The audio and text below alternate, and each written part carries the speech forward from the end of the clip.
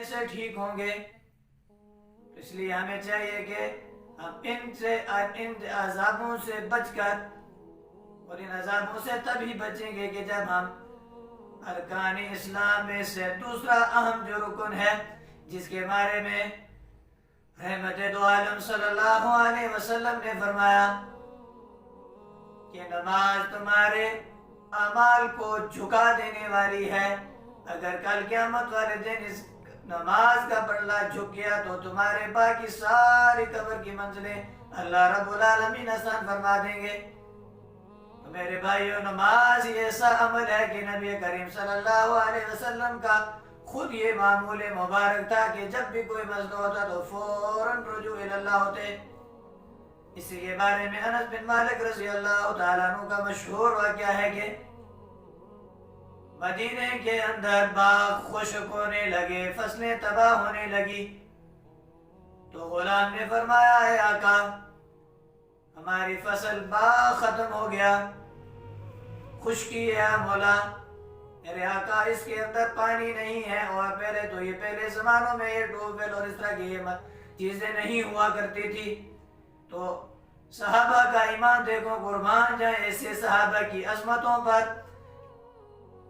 کسی اور طرح رجوع نہیں کیا، فرمایا لاؤ برتن، لاؤ برتن، لایا گیا، مصلی لایا گیا، وضو کیا، فوراً اللہ کے سامنے کھڑے ہو کر فرمانے لگے، لا الہ الا اللہ، لا حاجت روا الا اللہ، یا اللہ آپ کے علاوہ میری حاجت، اس کے علاوہ کوئی بھی حاجت پوری کرنے والا نہیں ہے سوائے آپ کے۔ تو فوراً اللہ کے سامنے سجدہ ریز ہوئے اور 6 رکعت نماز نفل پڑھ کر اللہ سے مانگا اور اللہ نے عطا کیا۔ تو میرے بھائیو، نماز ایسا عمل ہے جس کے ذریعے سے ہم دنیا اور آخرت اپنی سنوار سکتے ہیں، اپنی پریشانیوں کا حل اس میں تلاش کر سکتے ہیں۔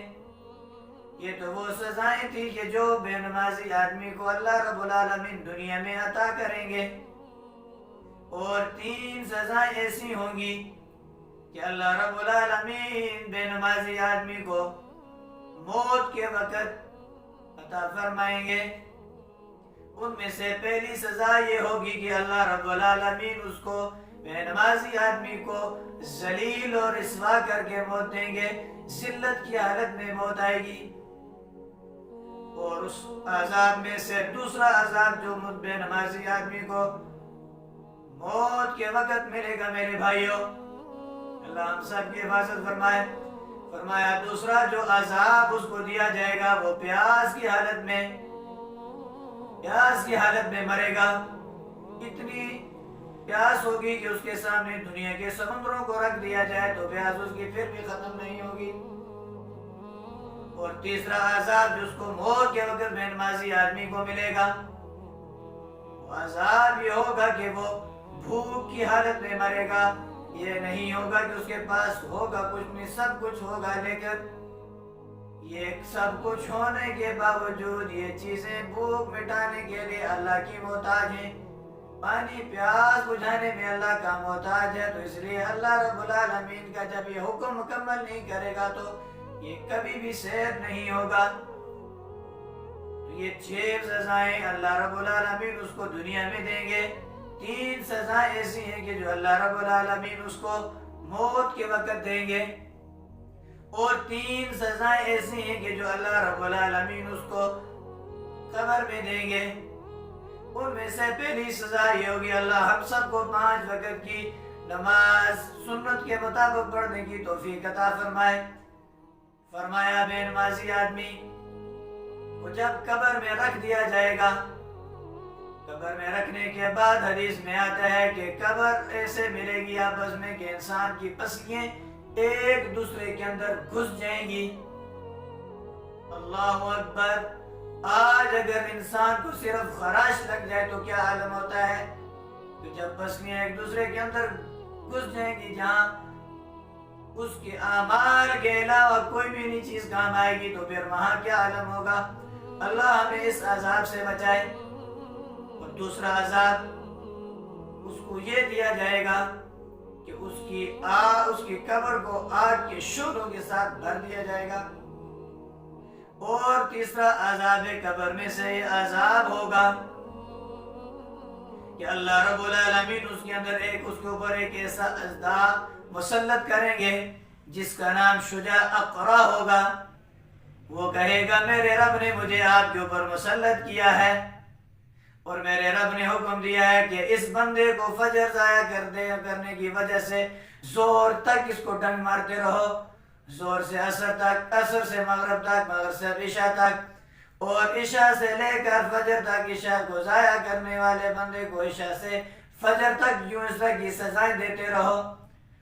تو وہ سام کا ناخن جو ہوگا وہ آگ کا ہوگا اور اس کا جو ناخن ہوگا وہ آگ کا بنا ہوگا اور اس کی آواز جو ہوگی وہ بجلی کی گرج جیسی ہوگی.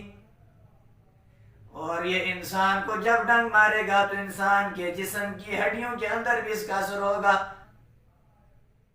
لیکن مرے گا انسان تب بھی نہیں.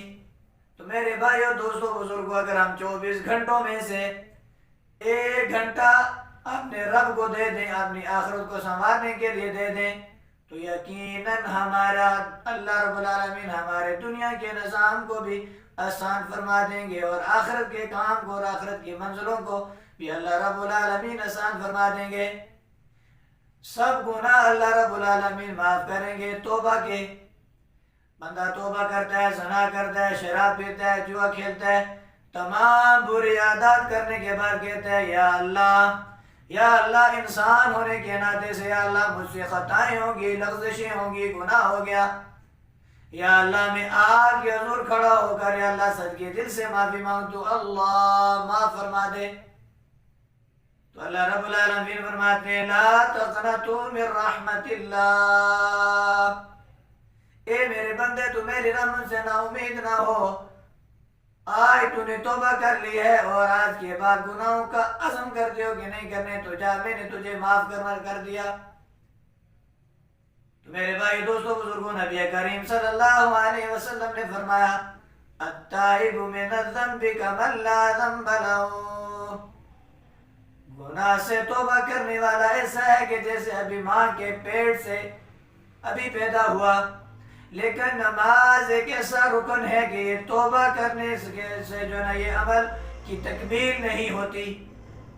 تو جو بھی میرے بھائی دوست بزرگ مائیں بہنیں سن رہی ہیں وہ یہ یاد رکھیں کہ نماز ایک ایسا عمل ہے کہ جو توبہ کر کر بھی اس کی قضا نہیں ہوتی، بلکہ اس کی قضا کی ترتیب ایک ہے. وہ ترتیب سماعت فرما لیں. ترتیب اس کی یہ ہے کہ جو میرا بھائی دوست بزرگ مائیں بہنیں جس کی عمریں 20 30 50 تک پہنچ چکی ہیں، جس وقت سے اس کے اوپر نماز فرض ہوئی ہے اس وقت سے لے کر آج کی ایک روٹین بنا لیں، ایک رجسٹر ایک کاپی کی صورت میں اپنے پاس اس کا ریکارڈ رکھیں کہ اس وقت سے لے کر اس وقت تک میری نمازیں کتنے گھر میں تھی اور کتنی سفر میں گزری ہیں. وہ ایک ترتیب قائم کر کے جب اس کو قائم کرنے کی کوشش کرے گا، اس کی قضا کی جب کوشش کرے گا، تو اللہ رب العالمین اگر اسی حالت میں اس کو موت آ گئی تو وہ کبھی بھی اللہ رب العالمین اس کو بے نمازیوں کی صف میں نہیں اٹھائے گا. لیکن اس عمل کی توبہ نہیں ہے، توبہ نہیں ہے، توبہ نہیں ہے، بلکہ قضا ہے. اب قضا میں یہ ہوگا کہ ہم فرض پڑھیں گے اور 3 واجب عشاء کی نماز کے پڑھیں گے، وتر واجب. اس کے علاوہ ہم سنت نہیں قضا کریں گے. تو اس دنیا کی زندگی کو امتحان سمجھ کے، نعمت سمجھ کے، شکر سمجھ کے اگر ہم یہاں اپنی مصروفیات کو ترک کر کے یہ عمل اور عام رکن کو ادا کریں گے تو یقیناً اللہ رب العالمین ہماری آخرت کی منزلیں آسان فرمائیں گے. تو میرے بھائی دوستو بزرگوں، آج کا ہمارا سبق یہ ہوا کہ اللہ رب العالمین دنیا میں انسان کو جو سزائیں دیتے ہیں وہ 6، موت کے وقت جو سزائیں دیتے ہیں 3، اور اسی طرح قبر کے وقت قبر میں رکھتے ہوئے جو سزائیں دیتے ہیں. جو سزائیں انسان کو ملتی ہیں انسان کی بدعمالیوں کی وجہ سے ملتی ہیں. یہاں تک ہمارا سبق ہوا. انشاءاللہ العزیز اس کی فضیلت، مقام، مرتبہ، طریقہ، مسائل اگلے ویڈیو میں انشاءاللہ بیان کیے جائیں گے۔ اللہ رب العالمین ہمیں پنجگانہ نماز پڑھنے کی اخلاص کے ساتھ توفیق عطا فرمائے۔ جو پڑھا سنا اللہ اس پر عمل کی توفیق عطا فرمائے۔ وآخر دعوانا ان الحمد للہ۔